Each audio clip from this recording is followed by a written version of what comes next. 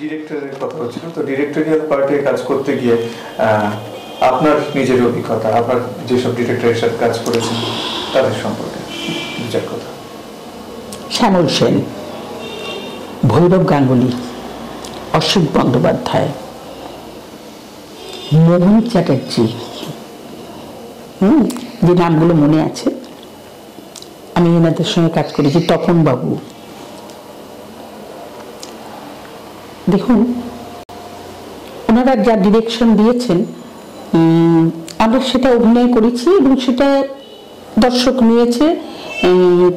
যাত্রা তো লোকশিক্ষা, যাত্রাটাকে বসে আমরা সবাই মিলে দেখি, আমি, আমার ছেলে, আমার স্বামী, আমার মা, আমার বাবা, সবাই মিলে একসঙ্গে বসে দেখি। তা যাত্রা তখন এমন কিছু ঘটনা ঘটতো না বা এমন কিছু ঘটনা দেখাতো না যে দর্শক বসে দেখতে পারবে না, মা ছেলে বসে দেখতে পারবে না। তাই সেটা আমার, আপনি ডিরেক্টরের কথা বললেন, আমি কারোর কাছ থেকে সেরকম পাইনি। অসিত বন্দ্যোপাধ্যায় আমার মানে পিতৃতুল্য, ভৈরব গাঙ্গুলিও তাই। আমি দাদা বলে ডাকতাম, ভাইফোঁটা দিতাম, ভৈরবদার ছেলেরাও আমাকে পিসি পিসি করে ডাকেন। তা যাই হোক, কিন্তু অসাধারণ, এনাদের ডিরেকশনে কাজ করা অসাধারণ। আর বর্তমানে যদি বলেন, বর্তমানে তো অনলের ডিরেকশন দেখছি, আর এই অনেক অনেক, হ্যাঁ হ্যাঁ, এনি বোধহয় রাইটার মনে হয় নাকি, কাজ করেন না। যাই হোক, প্রদীপ অসাধারণ, প্রদীপ তো অসাধারণ অসাধারণ। আমি জানি না বাবা, আপনার সঙ্গে আমার আলাপ নেই, কিন্তু আমি মুগ্ধ, আপনার অভিনয় দেখে মুগ্ধ। চালিয়ে যান, আপনাদের ডিরেকশন ভীষণ ভালো, ভীষণ ভালো, ভীষণ ভালো, যাত্রাটাকে এগিয়ে নিয়ে যাচ্ছে। সিরিয়াল, ফিল্ম, এইসব যে বিভিন্ন মাধ্যম আছে, সেটা বাদ দিয়ে মানুষ কেন যাত্রা দেখতে আসবে না? দেখুন, সিরিয়াল, ফিল্ম, এই জিনিসটা তো ছবি টেক করা হয়।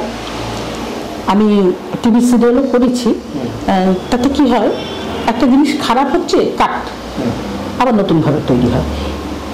তাতে ফিল্ম, সিরিয়াল এই সবগুলোই সেটা, কিন্তু যাত্রা মাধ্যমটা একদম সরাসরি যা করবে স্টেজে একবারই করতে হবে, না রিটেকের চান্স নেই, এবং যা করতে হবে একবারই, ভুল হলেও ভুল, ঠিক হলেও ঠিক। অর্থাৎ ঠিকটা করার জন্যই আমরা প্রস্তুতি নিতাম, রিহার্সাল, যেটা সেই রিহার্সাল দিয়ে আমরা সেই টাটকা রিয়াকশন, দর্শকদের অভিনন্দন না পেলে কিন্তু হয় না। আরেকটা কথা, ডিরেক্টর হিসেবে যে সমস্ত এখন যারা কাজ করছেন তাদের কাছে আমার একটাই অনুরোধ, সেটা হচ্ছে যে দেখুন, ডিরেকশন দিতে গিয়ে হয়তো একবারের জায়গায় 15 বার দেখাতে হচ্ছে।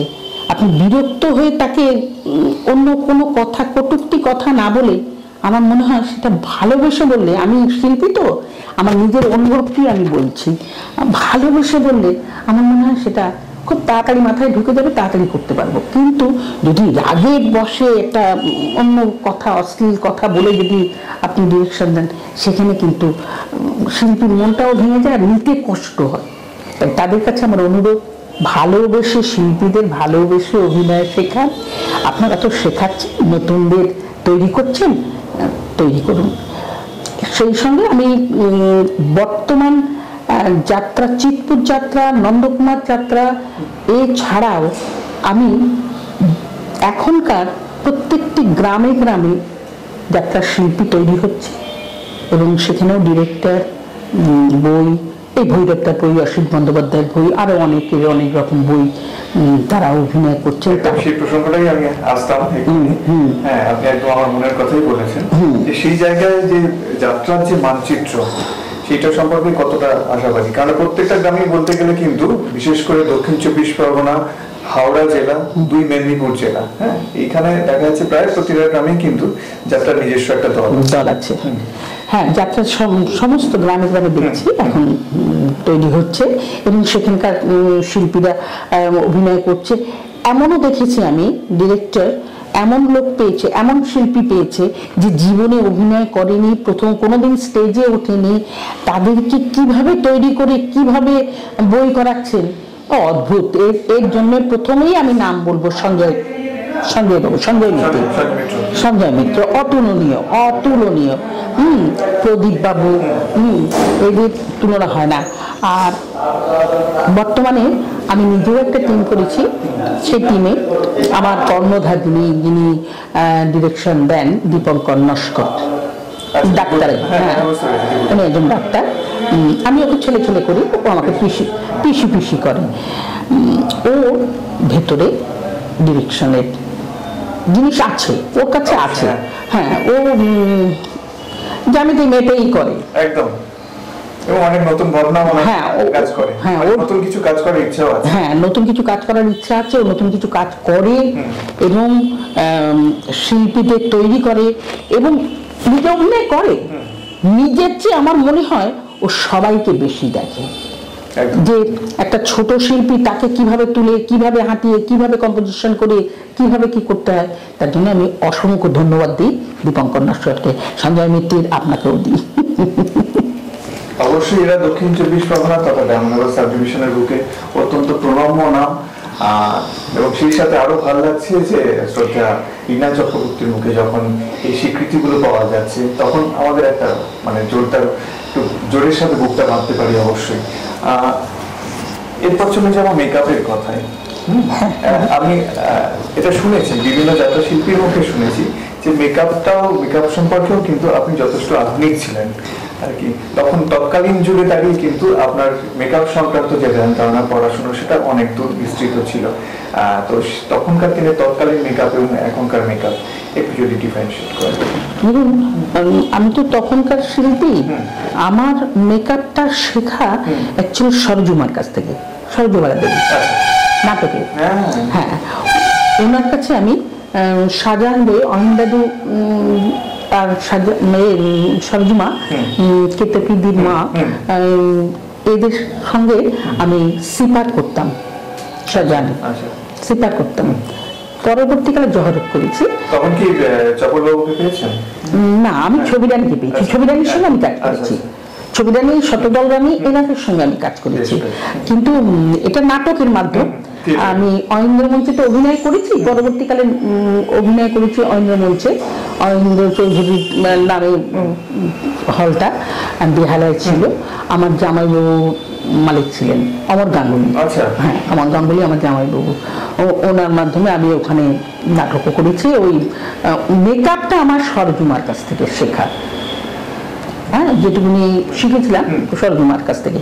তবে এখন তো অনেক উন্নত, এখন তো অন্য জিনিস, অন্য সব আসে। তখন তো অত ছিল না, কঠিন ছিল, ভীষণ কঠিন ছিল। অনেক কিছু মিক্সড করে তবে একটা জিনিস তৈরি হতো। কারণ আমরা কালো মানুষ, হ্যাঁ, আমরা কালো মানুষ, আমাদের দেখতে সুন্দর হবে, দেখতেও আমরা খুব সুন্দরী নই। আমি আমার কথা বলছি, সুন্দরী নই, সেই মেকআপে সুন্দর হতে হবে। সেই জন্যই আর কি মেকআপটা আমার সরজুমার কাছ থেকে শেখা। বর্তমানে তো আর সব নতুন নতুন জিনিস, এখন অসুবিধে হয় না। লাইট, আমি প্রথম বছর যখন যাই, কয়েকটা জায়গায় লাইট ছিল, কিন্তু গ্রামের ভেতরে, রানীগঞ্জের ভেতরে, কলিয়ারি ডিস্ট্রিক্টে আমি হ্যাচাকে যাত্রা করেছি। এইটা একটু কিছু বলুন। এটা তো আমরা একবারই, না, আমি সব জায়গায় তো পাইনি লাইট, সব জায়গায় পেয়েছি। প্রভা সপেরার মালিক ছিলেন। এটা তো আমরা শুনতেই পাবো না এখন। হ্যাচাকে অভিনয় করতাম, হ্যাচাকে অভিনয় করেছি, বেশি না, হয়তো 15-20টা এরকম করেছি। কিছু কিছু সময় পরে অফ করে দিতে হতো, আবার হ্যাচাগুলো ঝুলতো, তো ওই এসে আবার কি দিয়ে আবার করতো। আমরা লাইটিং এর পাইনি, লাইটিং অনেক পরে পেয়েছি। লাইট টাইট নিয়ে এসছেন প্রভাস সপেরের তেলকুবি গুচ্ছাই। যাই হোক, হ্যাচাকার লাইটের ডিফারেন্স, লাইটটা তখন আমরা যেটা অভিনয় করেছি কোনো অসুবিধা হয়নি, কোনো অসুবিধা হয়নি। লাইটের তেমন কিছু জোর এমন কিছু ছিল না, ফোকাস ছিল। হ্যাঁ, মাইকও সেরকমই ছিল, মাইক আমাদের কোনো ডিস্টার্ব করেনি। কিন্তু কি থাকতো, প্রথম যখন লাইট এলো কি ফলো থাকতো নাকি? হ্যাঁ, ফলো থাকতো, চারদিকে 4টে ফলো থাকতো, আর বড় বড় লাইট থাকতো। বেশি ওই কাগজ দিয়ে ওই ফোকাসের সামনে লাল কালার। হ্যাঁ, এখন তো সেসব না, এখন তো সব কালারই লাইট। লাইট কালার এসে গেছে, কিন্তু এতে অসুবিধা আছে। আমি কিছুদিন আগে অভিনয় করলাম, তখন আমার মনে হচ্ছে আমার মেকআপে মুখটা যেন পুড়ে যাচ্ছে, এত লাইটের এত জোর। বাধ্য হয়ে নেমে এসে আমি বললাম যে তোমরা কি লাইট দিয়েছো, এটাই তো এখন চলছে দিদি। আমি তো মনে হচ্ছে আমি দাঁড়াতে পারছি না, লাইটের সামনে দাঁড়াতে পারছি না, অভিনয় তো দূরের কথা, কথাবার্তা সব আটকে যাচ্ছে, এত জোর লাইটে। মানে কোথায় অভিনেতার মানে কমফর্ট তৈরি করতে অসুবিধার সৃষ্টি হচ্ছে। তো যাই হোক, দেখ এখন তো লাইটের দেখছি অনেক কিছু উন্নত, এইগুলোই উন্নত, এই নিয়েই চলছে। দর্শকবৃন্দ, এটা কিন্তু অবশ্যই আপনাদের প্রণিধানযোগ্য বিষয় যে একজন অভিনেতা কিন্তু নিজেকে প্রতিদিন যেভাবে নির্মাণ করেন তার সাথে সাথে কিন্তু এই ক্ষয়গুলো, এই ত্যাগগুলো, তার যে কষ্টটা সেটা তো উনি প্রকাশ করতে পারবেন না মঞ্চে না, সেই কষ্টটাকে চেপে রেখেই কিন্তু আপনাদের বিনোদন মাধ্যম যেটা সেখানে কাজ করে যাচ্ছেন। তো কাজে যখন আপনারা আসবেন, সেই অভিনেতা অভিনেত্রী এবং সেই সাথে পরিচালক বা অন্যান্য কলা কুশলী যারা থাকেন তাদের প্রতি সেই শ্রদ্ধাটা রেখেই আপনারা এই মাধ্যমটিকে দেখবেন, এখান থেকে আনন্দ নেবেন। আপনারা দেখছেন স্টার প্রোডাকশন। কথা হচ্ছিল যাত্রা জগতের শ্রদ্ধেয় শিল্পী মাননীয়া লীনা চক্রবর্তীর সাথে। যে যুগের মানুষ, যে সময়ে কাজ করেছেন উনি এবং আজও কাজ করে চলেছেন, উনি বেশ কিছু দশক দেখে ফেলেছেন। যে দশক যাত্রা জগতে এক উজ্জ্বল অধ্যায়, সেখান থেকে পরিবর্তিত হতে হতে যাত্রার ফর্ম চেঞ্জ হতে হতে, সেই ফর্মটা চেঞ্জ হওয়া মেকআপের ক্ষেত্রে হোক, সেটা সাউন্ডের ক্ষেত্রে হোক, লাইটের ক্ষেত্রে হোক, সব ক্ষেত্রেই একটা প্রভূত পরিবর্তন হয়েছে। পরিবর্তন হয়েছে যাত্রার বিভিন্ন বিষয়বস্তু সম্পর্কে। আগে আমরা প্রায়শই যাত্রা দেখতে ভিড় করতাম ঐতিহাসিক, পৌরাণিক বিভিন্ন পালায়। তো ঐতিহাসিক, পৌরাণিক পালা এবং সামাজিক যাত্রাপালা, তিনটে মাধ্যমেই অভিনয় করেছেন এরকম অভিনয়ে প্রতিভা অভিনেতা অভিনেত্রীকে তো আমরা খুব একটা দেখতে পাই না, কিন্তু লীনা চক্রবর্তী হলেন সেই বিরল ব্যক্তিত্বের মধ্যে একজন। পৌরাণিক পালা, ঐতিহাসিক পালা এবং সেই সাথে সামাজিক পালা, এই তিনটে পালায় একজন অভিনেতার ফর্ম কিভাবে চেঞ্জ করতে হয় বা আদৌ হয় কিনা?